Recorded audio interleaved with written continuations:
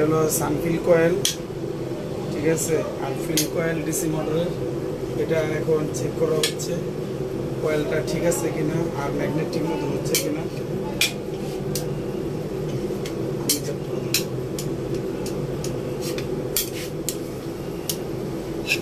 এটা হলো কয়েলটা চেক করা হইতেছে সেমসড আছে কিনা আর কয়েলটা ঠিক মতন ম্যাগনেট করতেছে কিনা, সব কিছু চেক হচ্ছে। এটা হলো একটা ডিসি মোটরের ফিল কয়েল।